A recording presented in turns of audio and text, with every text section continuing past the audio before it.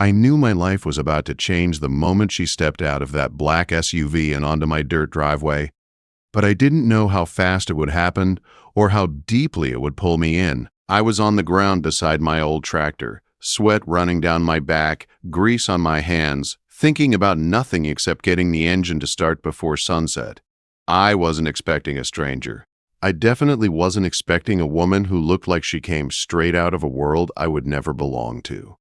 My name is Ethan Miller, and I live alone on my family farm in Scottsbluff, Nebraska. I'm 27, and for the last 3 years, I've been running the farm on my own. After my parents died in a car accident, everything they built became my responsibility. I stayed because selling the land would have felt like losing them all over again. My life is simple. Sunrise, chores, fences, crops, and the quiet sky that covers everything. That afternoon was warm for late March. Dry, dusty, calm. I was wiping sweat from my forehead when I heard tires crunching on my gravel drive. Nobody comes here unless they have a reason. I stood up, grabbed a rag, and turned toward the road. The SUV didn't belong to this place. It was shiny, clean, and expensive. When the door opened, a woman stepped out wearing a blazer and heels that sank right into the dirt.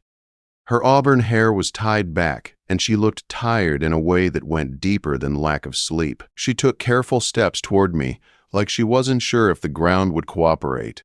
"Are you Ethan Miller?" she asked. "Yes," I said. "Can I help you?" She took a breath, then looked me straight in the eye. "My name is Claire Whitmore. I need a husband by tomorrow." The rag fell out of my hand. For a second, I honestly wondered if heat stroke could make a man hear things wrong. "I'm sorry," I said. "You need what?"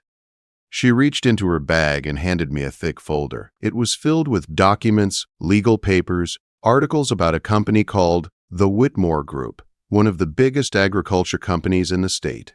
I had heard the name. Everyone around here had. "My grandfather built the company," she said. "His will states that if I'm not married by my 29th birthday, which is tomorrow, I lose control of everything. The board will hand it all over to my cousin Ryan." I blinked at the pages, trying to piece together why a woman like her was standing in front of me, asking what she just asked. "Why me?" I said. "You don't even know me." "I researched every landowner connected to our properties," she said. "You're independent, you avoid politics, and you're not someone who can be bought. I need someone who won't use this marriage to push me into deals that destroy small farms." I leaned against the fence, confused and a little angry that some stranger thought she could walk in and ask for something this big. But there was honesty in her voice and fear behind her calm face. "So you want a legal marriage," I said. "A formality." "Yes," she replied. "We register tomorrow. Once I secure control, we can quietly end it." I shook my head. "If I do this, it won't be for money. No lies, no pretending. And if anything becomes real, it's because we both choose it, not because of a contract." She looked surprised, then nodded once. "Deal." We shook hands right there beside the barn. Her palm was cool. Mine was rough and warm from work. I didn't know it then, but that handshake would change everything. The next morning, before the sun fully rose, we drove to the Scottsbluff courthouse. The sky was soft pink, the roads empty. Neither of us spoke much. She was focused, carrying the weight of a company. I was silent because I still wasn't sure I hadn't lost my mind. Inside the courthouse, her lawyer waited with the papers. My neighbor Tom came along to act as a witness, raising an eyebrow at me like I had some explaining to do. The ceremony lasted barely 10 minutes. No rings, no kisses. Just signatures. And that was it. Claire Whitmore became my wife. When we walked outside, she paused at the steps, looking up at the sky like she needed a minute to breathe. I didn't know what to say. I didn't know what a man was supposed to say after marrying a stranger with a multi-million-dollar empire. Later that evening, paperwork was already moving fast. Her team filed everything. The board would have no choice but to accept the marriage. On the drive back to the farm, she stared out the window, fingers tapping lightly on her knee. "I appreciate this," she said softly, "more than you know." "I just want things clear," I answered. "If we're doing this, we do it right." She nodded, agreed. She left for Lincoln that night to pack. My house felt too quiet after she drove away, like the walls knew something was different. The next morning, she returned with 2 suitcases. "Ryan already hired investigators," she said. "If this marriage looks fake, he'll challenge it. I need to stay here full-time." I took her inside, showed her the guest room, my parents' old room. It felt strange opening a door that carried so many memories for someone I'd just met. For the next few days, we barely talked. She worked on calls, I worked the farm, 2 worlds under one roof. But on the 3rd day, she came out to the fence line where I was repairing the wire. She held a thermos and said, "Mind if I help?" That moment, simple, small, was the first time something inside me shifted. From that point on, nothing felt the same. The day she walked out to the fence line with that thermos in her hand, something changed between us. I didn't see a wealthy businesswoman from Lincoln. I saw a woman trying to fit into a world she didn't grow up in, standing in dirt that stained her shoes and sunlight that didn't care about titles or bank accounts. She asked questions while we worked. She listened to every answer. She learned fast and kept trying, even when the wire pricked her finger and she let out a small curse before laughing at herself. That night, she cooked dinner for the first time. The eggs were burnt and the toast was dry. But we both laughed until my ribs hurt. It was the first real moment we shared that didn't feel tied to documents or deadlines. It felt like 2 people trying to understand each other. But the peace didn't last. The pressure hit us fast. One morning, Claire came into the kitchen with her phone pressed to her ear, her expression tight. Ryan had filed a petition questioning the marriage. He was accusing us of fraud. Within hours, articles started showing up online. A greedy farmer chasing money, a desperate rich girl marrying a stranger. They twisted everything, until even I started questioning how it must look from the outside. I expected Claire to hide from the storm. Instead, she walked straight into it. She defended us in interviews and meetings, spoke about valuing small farmers, talked about my family's history with honesty. She wasn't just protecting herself, she was protecting me. Then things turned dangerous. One morning, I walked out to check the irrigation system and froze in my tracks. Water was flooding across the soil. The pipes had been sliced clean through, not an accident. Someone did it on purpose. Half the young crop was already ruined. When I told Claire, her face darkened in a way that scared me. "This is him," she said quietly. "He's escalating." I didn't want to believe anyone would go this far, but a week later, the truth hit us hard. It was late evening when I smelled smoke. At first, I thought maybe it was someone burning trash down the road, but when I walked outside, my stomach dropped. Flames were rising from the storage shed, climbing fast up the wooden walls. I grabbed the hose, buckets, anything I could find, fighting the fire until my arms shook and my lungs burned. The fire department arrived, but by then half the equipment was gone, and most of the stored seed was destroyed. I fell to my knees in the mud, exhausted and shaking. Claire ran to me and knelt beside me, her hands trembling as she touched my burned palms. "This is my fault," she whispered. "They're doing this to hurt me." I lifted my head and looked at her. The fire's glow reflected in her eyes, and for a moment I forgot about everything except how scared she looked. "No," I said, "we're going to fix this together." She cleaned my hands inside the house, gently wiping the burned skin. She never looked away from me, not even once. Something changed in that moment. The deal didn't feel like a deal anymore. It felt real. She stayed close to me that whole night, sitting beside my bed while the storm outside rattled the windows. The farm felt smaller somehow, like the wind itself was pressing against the walls. From the fire onward, nothing about our marriage felt pretend. Claire didn't return to Lincoln after that. She stayed full-time, moving through the farm like she was claiming a life she didn't know she wanted. She used her own money to replace damaged equipment, but she did it carefully, making sure every receipt was clean, so no one could twist it into another lie. She jumped into insurance calls with me, argued with adjusters who tried cutting corners, and stood by my side through every problem. She wasn't trying to be a hero. She was trying to be my partner.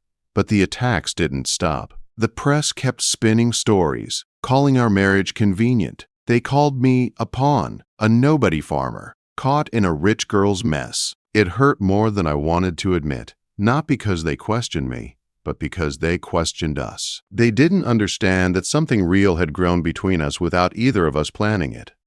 Then came the call that changed everything. Claire walked into the kitchen, pale and shaken. "Ryan forced an emergency verification hearing," she said. "A full audit. If they call the marriage fraudulent, I lose the company, and you could face legal consequences." My stomach tightened. "When is it?" 2 days. The next 48 hours were chaos. Her lawyers gathered evidence. Neighbors signed statements. Photos, receipts, calendars, everything that showed we lived a real life under one roof. But the truth was, the strongest evidence wasn't on paper. It was in the way we looked at each other. The way she moved around my kitchen like she belonged there. Oh! The way her clothes hung next to mine in the closet. The way she rested her head on my shoulder the night before the hearing. When the pressure became too much and her voice broke. "What if we lose everything?" she asked softly. "We won't," I said. "And even if we do, I'm not going anywhere." She reached for my hand, and when our fingers intertwined, I knew the truth. The contract had become something real, something alive. The hearing took place in Lincoln. Ryan sat on a screen, smirking, calling our marriage a sham. He called me nobody, said Claire married beneath her, said I was after her money. I stayed silent, my hands clenched, while Claire stood tall beside me. She admitted the truth, that the marriage began out of necessity. Then she said what no one expected. I fell in love with him. The room went silent. Before Ryan could speak, her lawyer presented new evidence. Security footage of someone setting the fire at my farm. Audio capturing a voice, Ryan's voice. Bank records followed. Bribes, pressure, manipulation. Every secret dragged into the light. Ryan's face went white as authorities walked into his office behind him. The board voted fast. Ryan was removed. The marriage was valid. Claire kept control. When the call ended, she turned to me, tears filling her eyes, and fell into my arms. I held her close, realizing that somewhere along the way, we hadn't been pretending at all. We had chosen each other. After the hearing, the world around us finally slowed down. It felt strange at first. For weeks, we had been fighting fires, answering calls, dealing with lawyers, waking up every day not knowing what new storm would hit us. Then, suddenly, everything stopped. The pressure was gone. The fear was gone. The attacks were gone. The farm felt quiet in a way I hadn't felt since before Claire arrived. For the first time, I could breathe, and so could she. Claire returned to her company with a strength that made me proud. The board backed her fully now, and she wasted no time removing the people who had worked with Ryan. She pushed for new policies that protected small farmers. She cut out deals that only helped the rich get richer. She rebuilt the company the way her grandfather had meant for it to be. She didn't pull me into her world unless I asked, but she supported me in ways that felt steady and real. Better irrigation systems, fair suppliers, grants that helped without controlling. She never tried to take over my land or my choices. She just made my path a little easier. At home, life slowly turned into something warm and familiar. Mornings became our time. I would be outside feeding the cattle while the sun rose, and when I walked back in, the smell of her coffee filled the kitchen. She learned how to make it the way I liked. I learned how to make eggs the way she liked. Small things, but they mattered. Evenings became our quiet routine. Sometimes we cooked together. Sometimes we argued a little about her long work calls or my stubborn way of handling things alone. But those arguments ended in smiles or soft apologies, never distance. We were learning each other piece by piece, and it felt like building something solid. The guest room stopped being the guest room. Without talking about it, her clothes mixed with mine in the closet. Her shoes ended up next to my boots by the door. Her hair tie lived on the bathroom counter. It all happened naturally, like the house had been waiting for her. And me, I realized I had been waiting for her too. For the first time since my parents died, the house felt alive again. I didn't feel like a man holding everything together by himself. I felt like part of something bigger, something hopeful. Months passed. Winter came and left. Spring softened the land again. Claire traveled for work sometimes, but she always came home to the farm. She always returned to me, and every time she stepped out of her SUV and into my arms, I felt that same spark that started the first day she arrived. Almost a year after the courthouse wedding, the date circled back toward us. We talked about it one night on the porch. The sky was wide and full of stars, the air cool and gentle. Claire leaned her head on my shoulder and said, "Maybe it's time we do it the right way." I didn't need to ask what she meant. I felt the same. Not because of a will, not because of pressure, because we chose each other. We planned a small ceremony right here on the farm. Nothing fancy. No rich decorations or crowded ballroom. Just wildflowers in mason jars. String lights hung between the posts. Neighbors and friends gathered on the grass. People who knew us. People who saw what we became. Claire wore a simple white dress that moved when the wind touched it. She looked breathtaking in a way that had nothing to do with money or power. I wore clean boots, a white shirt, and a heart that felt too full to fit inside my chest. The same judge who married us the first time stood with a smile as wide as the sky. But this time was different. This time, every word meant something. We wrote our own vows. Mine were about how she walked into my life asking for something impossible and somehow gave me everything I didn't know I was missing. Hers were about finding a home she never expected, in a man she never planned to love. When I slid the ring onto her finger, her hand trembled, and she whispered, "Ethan, I love you." "I love you too," I said, my voice breaking. When the ceremony ended, people cheered, and the sunlight glowed soft and warm across the fields. Claire and I stood hand in hand, looking out at the land that had carried both my grief and my healing. She came to me asking for a husband, but she stayed because we found each other. Now, when we sit on the porch at sunset, the fields stretching into the distance, her hand resting in mine, I think about that first day she pulled into my driveway in heels that didn't stand a chance in the dirt. She didn't just become my wife. She became my partner, my home, my future.